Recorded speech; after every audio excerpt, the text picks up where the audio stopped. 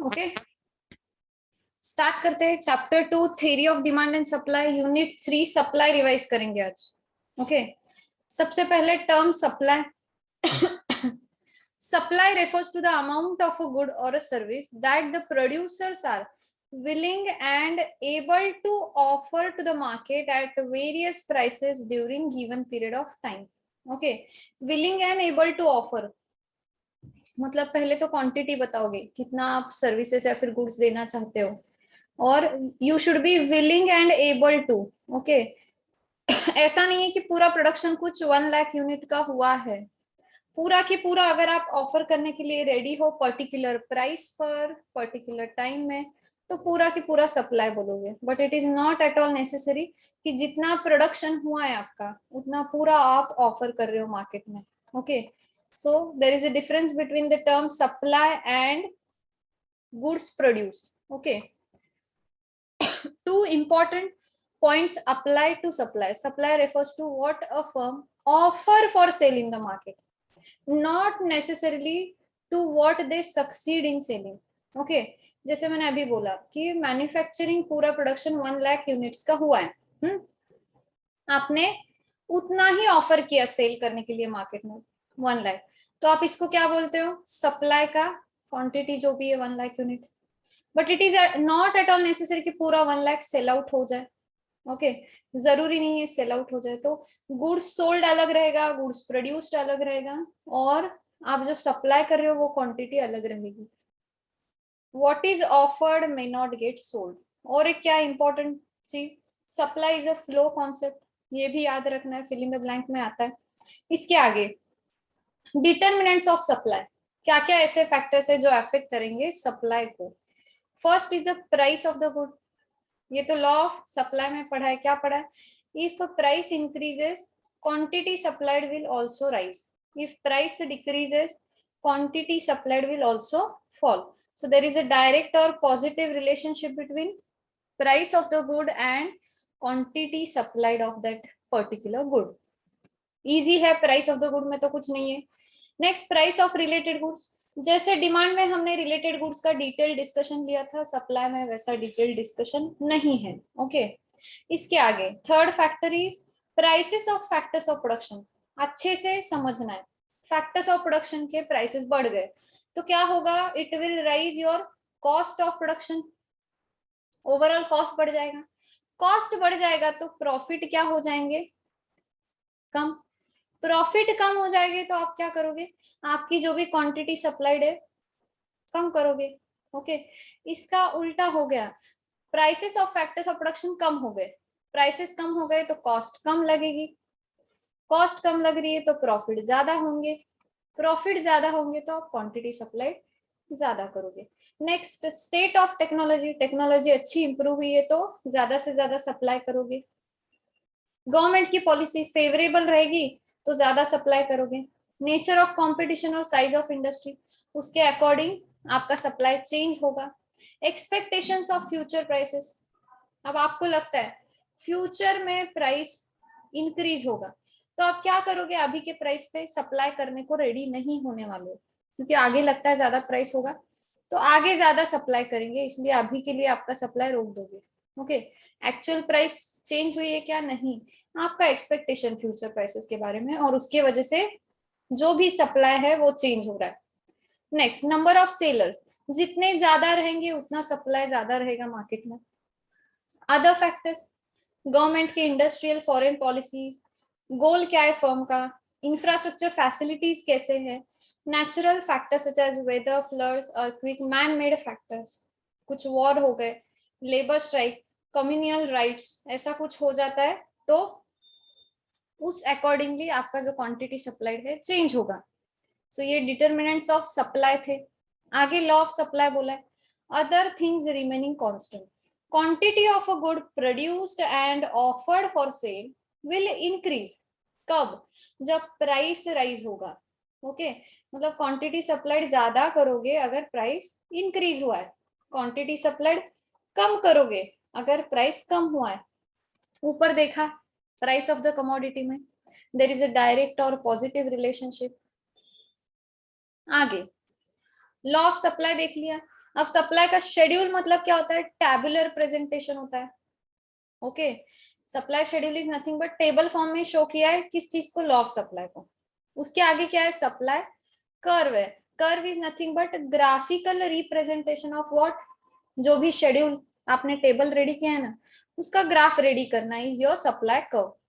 Supply curve कैसा होता है, पॉजिटिव रिलेशनशिप था ना, तो पॉजिटिवली स्लोप रहेगा upward from left to right, which shows that supply of commodity rises with the rise in the price and falls with the fall in the price. Okay, इसके आगे कुछ individual supply अलग चीज है, market supply अलग। Market supply में क्या करते हो, जितने भी सप्लाई से सबका जो भी सप्लाई है ऐड करोगे, इंडिविजुअल जो भी सप्लाई चल रहा है मार्केट में सभी को ऐड करते जाओगे समेशन, और समेशन कैसा होगा, lateral and horizontal summation. Okay, किसी को भी स्किप ना करते हुए कंटिन्यूअस ऐड करते जाओगे, वो भी हॉरिजॉन्टली, इसीलिए लैटरल एंड हॉरिजॉन्टल समेशन बोला है। किस चीज का, ऑल इंडिविजुअल सप्लाई का।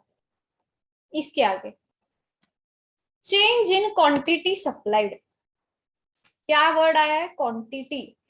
जब भी क्वांटिटी वर्ड आ जाए समझ जाओ the change is due to change in the price of the commodity, change is due to change in the price of the commodity. और हमने याद रखा है डिमांड में भी क्या, if the change is due to price of the commodity then there will be movement along the same supply curve. क्या होगा, मूवमेंट होगा सेम सप्लाई कर्व पे, शिफ्ट वगैरह नहीं होगा। शिफ्ट कब होता है, if the change is due to change in the factors other than price, other than price रहेगा तो शिफ्ट होगा।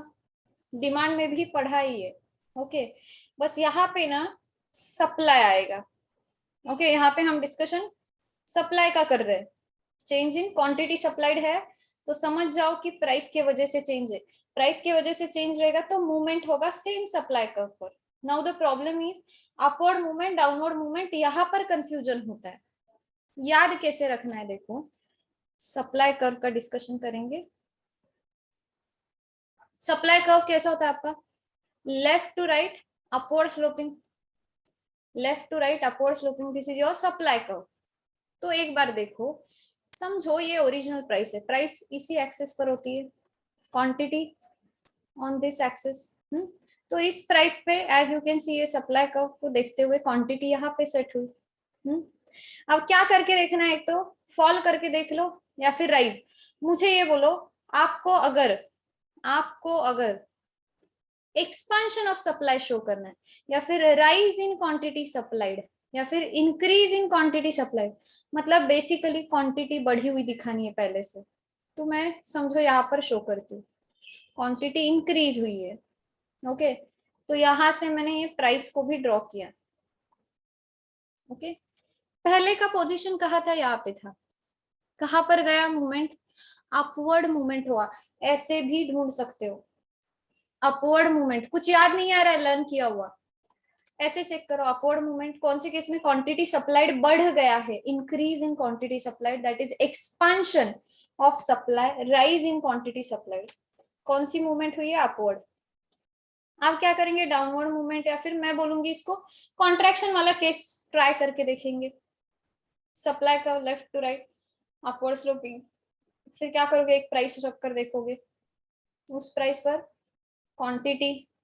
ओके, ये ओरिजिनल आपका। अब आपको क्या करना है, कॉन्ट्रैक्शन दिखाना है, मतलब जितना क्वांटिटी पहले सप्लाई करते थे उससे कम, कहीं पे भी ले लो। ओके, ये क्वांटिटी नहीं वाली, तो यहां से प्राइस चेक करो। ओके, P1 पहले कहां पर थे, ओरिजिनली यहाँ पर, अब कहां पर चले गए, मूवमेंट ही हुआ है सेम सप्लाई कर्व पर बट डाउनवर्ड हुआ है, डाउनवर्ड। केस कौन सा है, क्वांटिटी सप्लाइड कम हुआ है, मतलब कॉन्ट्रैक्शन हुआ है। Okay, contraction of supply, fall in quantity supply, decrease in quantity supply. तो लर्न कर कर अगर याद नहीं रहता है तो ये भी एक तरीका है याद रखने का। ओके, आई होप क्लियर है यहाँ तक सबको। अब सेम डिमांड में भी अगर याद नहीं रहता है ना, ऐसे ही ड्रॉ करके देखा करो। क्या करेंगे, पहले एक्सपांशन का देखेंगे कहां पर मूवमेंट आता है। डिमांड के लिए देख रहे हैं हम, डिमांड कर्व कैसा होता है, left to right downward sloping होता है, ये आपका डिमांड कर्व। कोई प्राइस ले लो, क्वांटिटी आ जाएगी। ये ओरिजिनल सिचुएशन।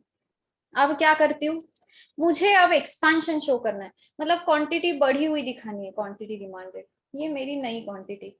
ओके, यहां से आप चले जाओ दिस वे, ये नई price. As you can see originally आप यहाँ थे, अब मूवमेंट कहाँ पे हुई, डाउनवर्ड चले गए। ओके, आंसर आ जाता है, देखो एक्सपांशन में डाउनवर्ड।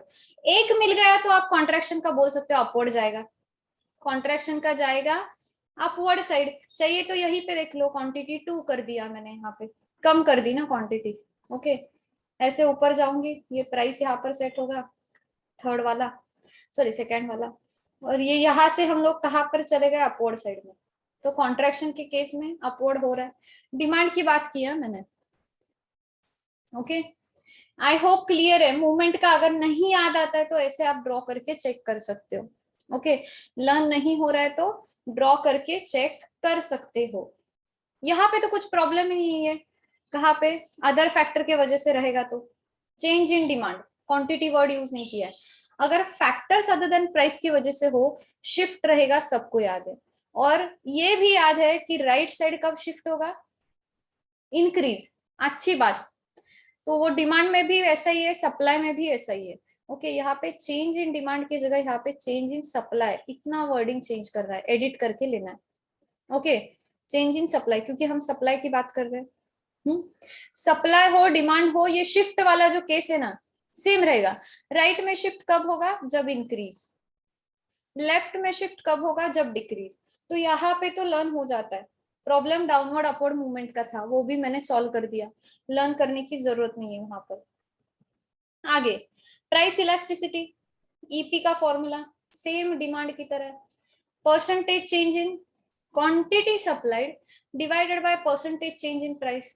अगेन उसके जो भी वैल्यूज, जीरो आता है कब आता है, परफेक्टली इनइलास्टिक बोलते हो, मतलब क्वांटिटी सप्लाइड कुछ भी चेंज नहीं हो रहा है प्राइस चेंज की वजह से, तभी आप परफेक्टली और कंप्लीटली इनइलास्टिक बोलते हो। ओके, और इनफाइनाइटली इलास्टिक या फिर परफेक्टली इलास्टिक कब, ई की वैल्यू इनफाइनाइट आए तो कब आता है, अगर प्राइस में बहुत छोटा सा चेंज आया विच टेंड्स टू बी जीरो, और क्वांटिटी सप्लाइड बहुत ड्रास्टिकली चेंज हो रहा है, सब्सटेंशियली चेंज हो रहा है, तो क्या बोलोगे, परफेक्टली इलास्टिक, ई की वैल्यू इनफाइनाइट हो जाएगी। नेक्स्ट, ई की वैल्यू इक्वल टू 1, यूनिटरी और यूनिट इलास्टिसिटी बोलोगे, कब होगा, percentage change in quantity supplied is equal to percentage change in price, दोनों सेम है नंबर्स। 50% से ये भी चेंज हुआ, 50% से ये भी चेंज हुआ, आंसर 1 आएगा। ओके, अब इसके आगे इन इलास्टिक कब बोलोगे, याद तो हो गया है सबको, ई की वैल्यू लेस देन 1 रहेगी तो मैम हम इन इलास्टिक बोलेंगे, ई की वैल्यू ग्रेटर देन 1 रहेगा तो हम इलास्टिक बोलेंगे। इसी को रिलेटिवली भी वर्ड यूज किया जाता है, इलास्टिक इन इलास्टिक को। ओके, इन इलास्टिक कब बोलोगे, लेस देन 1, लेस देन 1 कब आएगा, अगर चेंज इन क्वांटिटी सप्लाइड जो है कम है, किससे, चेंज इन प्राइस। आपका क्वांटिटी सप्लाइड चेंज हो रहा है बट बहुत कम चेंज हो रहा है, प्राइस को बहुत ज्यादा चेंज करने के बाद क्वांटिटी सप्लाइड में थोड़ा बहुत change, it is called in elastic और रिलेटिवली इन इलास्टिक। ई की वैल्यू लेस देन 1। अब बहुत लोग ये कंफ्यूज हो जाते, क्या लिख दिया मैम ने, तो यहाँ पे नथिंग बट ई की वैल्यू 0 से ज्यादा होगी, क्योंकि 0 चली जाएगी तो परफेक्टली इन इलास्टिक हो जाएगा। 0 से ज्यादा होगी बट 1 से कम, मतलब 0 पॉइंट समथिंग, ओके, लेकिन लेस देन 1 रहेगी। देन रिलेटिवली इलास्टिक और इलास्टिक का क्या है डिस्कशन, मतलब क्वांटिटी सप्लाइड में चेंज बहुत अच्छा खासा आ रहा है, प्राइस थोड़ा भी चेंज कर दे, ओके, तो क्या है, चेंज इन क्वांटिटी सप्लाइड ज्यादा रहेगा then change in your price, E की वैल्यू ग्रेटर देन 1 आएगी। ओके, ग्रेटर देन 1 कहाँ तक जा सकता है, मैक्सिमम, देखो इनफाइनाइट के पहले रुक जाना पड़ेगा, क्योंकि इनफाइनाइट अगर हो गई की वैल्यू तो परफेक्टली इलास्टिक बोलोगे। ओके, सेम लाइक डिमांड, कुछ भी नया नहीं था। अब ये कर्व कैसा आएगा पूछ रहे, perfectly elastic perfectly in elastic के केस में लर्न नहीं करना है, वर्टिकल हॉरिजॉन्टल क्या बोला है देखना है, और कैसे आएगा खुद से इमेजिन करना है। पहला परफेक्टली इलास्टिक, ड्रॉ करने जाते हो, यहाँ पे क्वांटिटी होती है, यहाँ पे प्राइस। सोचना है, परफेक्टली इलास्टिक बोला है, मतलब प्राइस में बहुत कम चेंज आया, नहीं के बरोबर, हाँ, जीरो ही चेंज, प्राइस में जीरो चेंज, मतलब जहां पे प्राइस थी वहीं पे है। और आपका क्वांटिटी ना बहुत कितना भी चेंज हो रहा है, अलग अलग क्वांटिटीज, प्राइस में जो चेंज है जीरो जैसा चेंज है, 0%, और क्वांटिटी सब्सटेंशियली चेंज हो रही है, तो परफेक्टली इलास्टिक बोलते हो। तो ये ड्रॉ किया, ये डिमांड कर्व कैसा आया देखो, हॉरिजॉन्टल लाइन आई, okay, horizontal line, and parallel to which axis, quantity वाला एक्सिस, क्वांटिटी एक्सिस के साथ पैरेलल है, okay, horizontal to quantity axis और पैरेलल टू क्वांटिटी एक्सिस बोलूंगी, या फिर पैरेलल टू एक्स एक्सिस भी बोला जाता है, कंफ्यूज नहीं होना है, वर्डिंग कैसी भी आए तो। ई की वैल्यू कैसी होती है परफेक्टली इलास्टिक में, infinite. Next, perfectly inelastic, again learn नहीं करना है वर्टिकल हॉरिजॉन्टल, सोचना है logically, X axis, Y axis, price होती है, क्वांटिटी होती है, परफेक्टली इन इलास्टिक मतलब प्राइस को कितना भी चेंज कर लो, हमारा जो क्वांटिटी है ना चेंज ही नहीं होता है, सेम है, प्राइस कितना भी चेंज करो आप। तो this is going to be your supply curve which is vertical line parallel to your price axis, price वाला एक्सिस के साथ पैरेलल है, या फिर पैरेलल टू वाई एक्सिस भी बोला जा सकता है, ओके। परफेक्टली इनइलास्टिक के केस में ई की वैल्यू जीरो होती है, ई की वैल्यू जीरो रहेगी, ओके। नाउ नेक्स्ट, आगे अब पॉइंट इलास्टिसिटी, फॉर्मूला नंबर 1 क्या दिया है, point elasticity method, arc elasticity use करो, ऐसा देंगे आपको क्वेश्चन में। पॉइंट इलास्टिसिटी बोलेंगे तो कब बोलेंगे, स्मॉल चेंज हो, आर्क इलास्टिसिटी मोर चेंज के लिए। पॉइंट इलास्टिसिटी में लॉजिक इतना है कि only original quantity and original price को ही बेस में लेंगे पॉइंट इलास्टिसिटी में। और आर्क में क्या करते हो, सिर्फ ओरिजिनल को क्यों इंपॉर्टेंस दे, दोनों क्वांटिटी दोनों प्राइस को बेस लो, मतलब क्या है, एवरेज ले लो दोनों क्वांटिटी और दोनों प्राइस का, तो यहाँ पे सिर्फ ओरिजिनल आएगा बेस में, यहाँ पे दोनों आएंगे, दोनों को इंपॉर्टेंस दो बोला है आर्क इलास्टिसिटी। तो पॉइंट मेथड में ईपी का फॉर्मूला क्या होता है, बेसिकली ईपी का फॉर्मूला लर्न नहीं करना है, कैसे होता है ईपी का formula, percentage change in quantity supplied upon percentage change in price.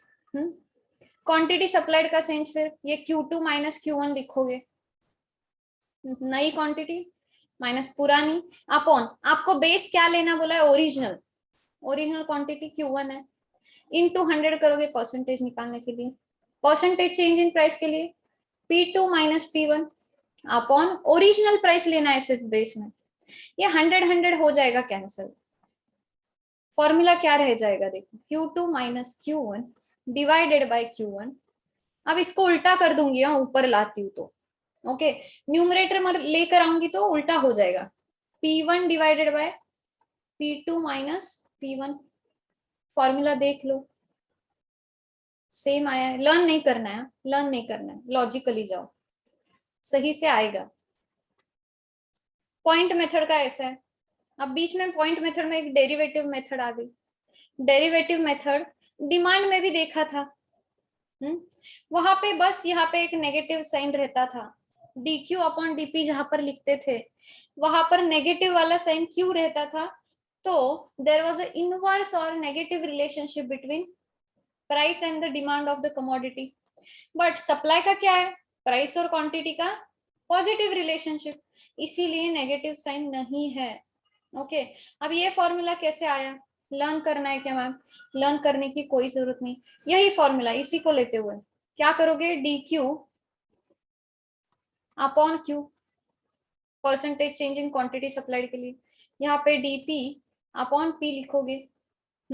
अब क्या करेंगे, ये dd वाले एक साथ में ले लेंगे, dq अपॉन dp, या फिर एक काम करती हूँ पूरा एक कैलकुलेशन शो करती हूँ, क्लैरिटी रहेगी, एकदम से लिखूंगी तो कंफ्यूजन हो सकता है, ओके। ये dq अपॉन q इनटू, इसको उल्टा कर दूंगी ऊपर लाने के लिए, अब क्या करती हूँ dd वाले साथ में ले लेती हूँ, dq upon dp into p upon q, देखो रेडी हो गया फॉर्मूला, ओके। पॉजिटिव q रहेगा बता दिया है मैंने, ओके, सप्लाई के केस में पॉजिटिव रिलेशनशिप होता है, इसलिए नेगेटिव साइन चला जाएगा, पॉजिटिव रहेगा आंसर ईपी का। ये हुआ पॉइंट इलास्टिसिटी। आर्क मेथड में एक ही फॉर्मूला है। क्या बोला मैंने? आर्क में हम सिर्फ ओरिजिनल क्वांटिटी या फिर ओरिजिनल प्राइस को इंपॉर्टेंस नहीं देंगे, बल्कि हम दोनों भी क्वांटिटी और दोनों भी प्राइस को इंपॉर्टेंस देंगे। तो बेसिकली उनका एवरेज लेना है। फॉर्मूला कैसे बनता है? EP is equal to percentage change in quantity supplied upon percentage change in price। अब यहाँ पे दोनों क्वांटिटी लेना है बेस में और दोनों प्राइस, उनका एवरेज लेना है। तो क्या करोगे? Q2 minus Q1 percentage change in quantity supplied के लिए, और क्या करोगे? दोनों लेना है ना बेस में, दोनों को ऐड करो और उनका एवरेज लो, मतलब डिवाइडेड बाय 2, और ये परसेंटेज के लिए into 100 whole divided by percentage change in price के लिए करोगे P2 minus P1 divided by base में दोनों प्राइस लेनी है, उनका एवरेज करना है इंटू 100। अब ये 100 चले जाएंगे दोनों तरफ है, डिवाइडेड बाय 2 भी चले जाएंगे। बचा क्या है? Q2 minus Q1 divided by Q2 plus Q1 into, इसको अगर ऊपर लेती हूँ न्यूमरेटर में, रिवर्स हो जाएगा, P2 plus P1 divided by P2 minus P1। यही फॉर्मूला है। ओके, लर्न करने की कोई जरूरत नहीं। लर्न करोगे तो देयर इज अ पॉसिबिलिटी कि आप भूल जाओगे फॉर्मूला, या फिर न्यूमरेटर डिनोमिनेटर उल्टा सीधा लिख सकते हो। ओके, आई होप यहाँ तक सबको क्लियर है। आगे जाएंगे। इक्विलिब्रियम।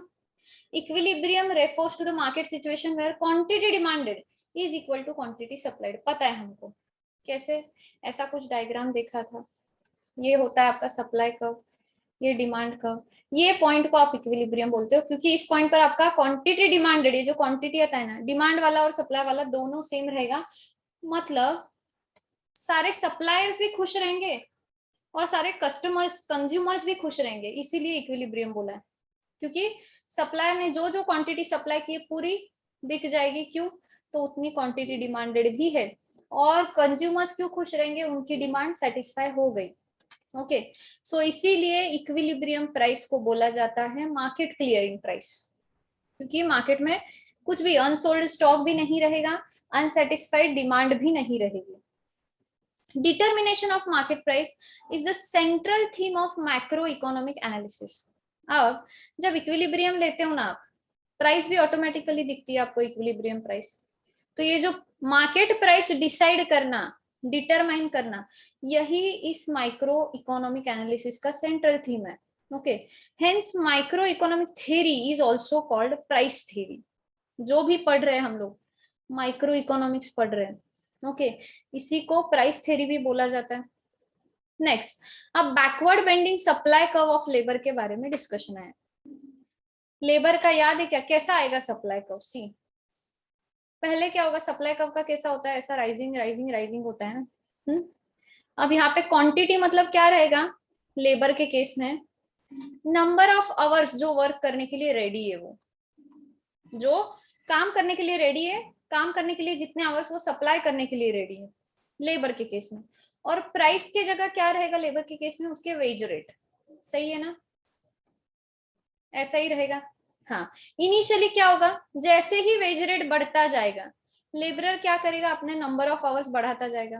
पहले इतना था, ओके, फिर बढ़ गया और उसने नंबर ऑफ आवर्स बढ़ाए, फिर और बढ़ाए, एक एक्सटेंट तक ही नंबर ऑफ आवर्स बढ़ाएगा, क्योंकि एक इंसान कुछ पर्टिकुलर आवर्स के लिए ही काम कर सकता है फुल डे में। वेज रेट बहुत बढ़ गया बोलकर एकदम से बढ़ाते जाएगा नहीं, तो क्या करेगा? एक एक्सटेंट तक इंक्रीज करते जा रहा है। बाद में क्या सोचेगा? क्या सोचेगा? वेज रेट बहुत ज्यादा बढ़ जाता है ना, पीछे आ जाएगा। सी, नंबर ऑफ आवर्स यहाँ से यहाँ आ गए, कम कर दिए, क्यों? तो पैसे तो मिल रहे हैं अच्छे खासे।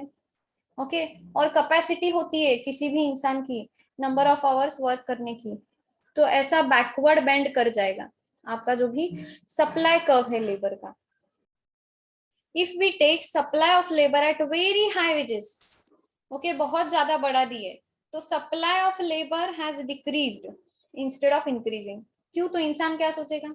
वेज रेट बढ़ गया है, कम काम करूंगा तो भी पैसे अच्छे खासे कमाने हैं, ओके, तो उसके वजह से instead of increasing the number of hours और सप्लाई ऑफ लेबर, कम कर देगा वो। ओके, बैकवर्ड बेंडिंग आता है supply curve of labour. I hope clear है अब। नेक्स्ट, सोशल इफिशियंसी नाम का कॉन्सेप्ट आया। अब ये क्या होता है? सोशल इफिशियंसी मतलब overall net gains to the society from all exchanges that are made in a particular market. मतलब कंप्लीट सोसाइटी का बोल रहे हो आप, उसमें कौन कौन आएगा? टू कंपोनेंट, कंज्यूमर का सरप्लस और प्रोड्यूसर का सरप्लस। दो ही चीजें देखते हैं ना हम, क्या देखते हैं? कंज्यूमर रहेंगे, प्रोड्यूसर्स रहेंगे, तो दोनों का सरप्लस मिलाकर सोशल इफिशियंसी रहेगा। कंज्यूमर सरप्लस चैप्टर 2 यूनिट 2 में पढ़ा है। प्रोड्यूसर सरप्लस क्या होता है? प्रोड्यूसर सरप्लस मतलब उस प्रोड्यूसर को जो भी बेनिफिट मिलता है from sale of a unit above and beyond their cost of producing. मतलब मुझे जितना कॉस्ट लगा एज अ प्रोड्यूसर, उससे थोड़ा भी अबव अगर मैं बेचती हूँ, सेल करती हूँ पर्टिकुलर प्रोडक्ट, तो जो भी मिलता है दैट इज सरप्लस ना, एक्स्ट्रा मिल रहा है, प्रॉफिट है। It is represented by the area above supply curve and below the price line. Okay, detail में एक बार कॉन्सेप्ट देखो, ये समझेगा। ऐसा कुछ एरिया होता है ना जो सप्लाई कर्व के ऊपर, और ऐसी प्राइस लाइन जाती है ना, प्राइस लाइन ऐसी कुछ जाएगी, यहाँ का एरिया ये प्रोड्यूसर का सरप्लस होता है।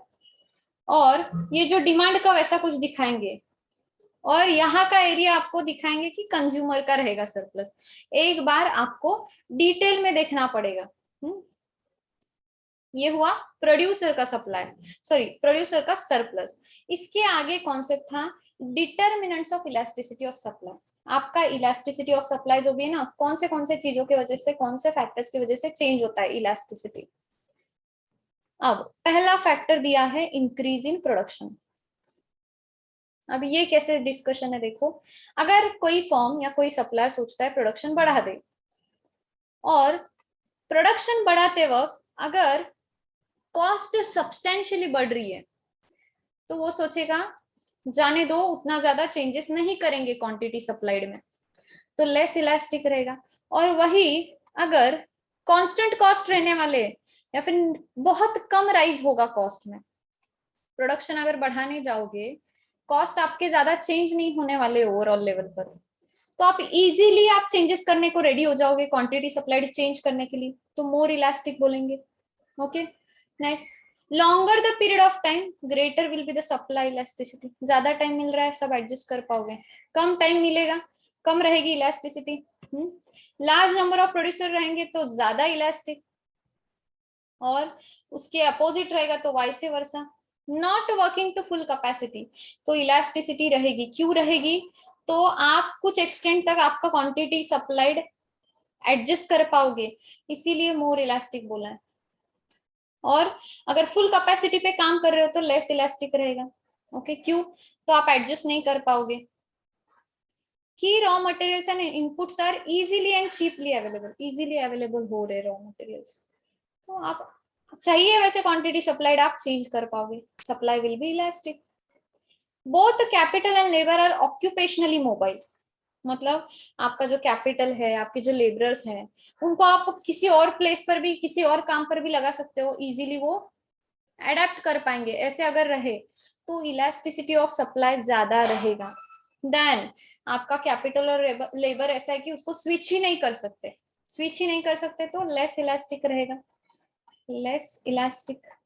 Okay, next, expectation about future prices, उसके वजह से भी आपका चेंज होगा। क्या चेंज होगा? इलास्टिसिटी। आपको लगता है आगे प्राइस बढ़ेंगे, उस अकॉर्डिंगली आप चेंज करोगे सब quantity supplied. Okay, current prices को कंसीडर ना करते हुए। ओके, यहां तक का डिस्कशन है यूनिट 3 सप्लाई में। अब इसके अलावा ना हमने ऐसा कुछ डिस्कशन किया है इक्विलिब्रियम वाला कॉन्सेप्ट पढ़ के। क्या किया था बेसिकली, एक दो केस डिस्कस करूंगी। ये ऐसा आपका सप्लाई कर्व होता है, ये आपका डिमांड कर्व, यहाँ पे आपका इक्विलिब्रियम सेट होता है, तो यहाँ पे आपकी इक्विलिब्रियम क्वांटिटी सेट होगी, यहाँ पर इक्विलिब्रियम प्राइस। हर डायग्राम में ऐसे ही स्टार्ट में करते थे। अब इस फर्स्ट क्वेश्चन में देख लो, डिमांड इंक्रीज बोला है, सप्लाई सेम रहेगा। मतलब there is a increase in demand. Wording क्या है? इंक्रीज इन डिमांड मतलब there will be shift in demand. कब? क्यों इंक्रीज इन डिमांड कब वर्डिंग यूज होता है? जब फैक्टर्स अदर देन प्राइस की वजह से चेंज हो तो शिफ्ट होता है. और इंक्रीज मतलब राइट साइड में शिफ्ट होगा डिमांड कब? चलो फिर कर दो ये नया वाला डिमांड कब. ओके, और सप्लाई तो सेम रहेगा बोला है फर्स्ट क्वेश्चन में, वैसे ही रखते हैं. सप्लाई कर्व चेंज नहीं होगा. तो नया वाला इक्विलिब्रियम कहां पर आएगा? ये सप्लाई कर्व और नया वाला डिमांड कर्व जहां पर इंटरसेक्ट हो रहे हैं. तो ये आपकी नई क्वांटिटी सेट हुई इक्विलिब्रियम की और ये नई प्राइस. तो आपको एग्जाम में पूछा जाता है प्राइस न्यू वाली इंक्रीज हुई या डिक्रीज, क्वांटिटी इंक्रीज हुई या डिक्रीज. ओके. और एक क्या है कि चैप्टर 4 यूनिट 2 पूरा डिस्कशन इस पर ही है. ये सब केसेस है ना, इसी टाइप के कुछ सब डिस्कशन है. इक्विलिब्रियम सेट करके इक्विलिब्रियम फिर कैसे चेंज होगा, किन किन चीजों की वजह से, किन किन चीजों की वजह से increase in demand, decrease in demand, increase in supply, decrease in supply. Okay. इसमें अगर वो ऐड कर दे, क्या क्या ऐड कर दे? एक्सपांशन कॉन्ट्रैक्शन का केस, तो भी कंफ्यूज नहीं होना है, बस मूवमेंट दिखा देना. एक्सपांशन कॉन्ट्रैक्शन अगर हो तो एक तो अपवर्ड या फिर डाउनवर्ड मूवमेंट होता है. कोई क्वेश्चन में अगर इंक्रीज डिक्रीज को छोड़कर एक्सपांशन कॉन्ट्रैक्शन का भी केस पूछा जाए तो भी सॉल्व करने आना चाहिए. ओके. तो ऐसा कुछ हमने चैप्टर 4 यूनिट 2 का भी डिस्कशन चैप्टर 2 में ही कर लिया था, चैप्टर 2 यूनिट 3 में ही कर लिया था. ओके. वो भी एक बार याद दिलाना था क्योंकि जब चैप्टर 4 रिवाइज करेंगे ये डिस्कशन नहीं आने वाला है. ओके. ये डिस्कशन नहीं आएगा. आई होप यहाँ तक सबको क्लियर है.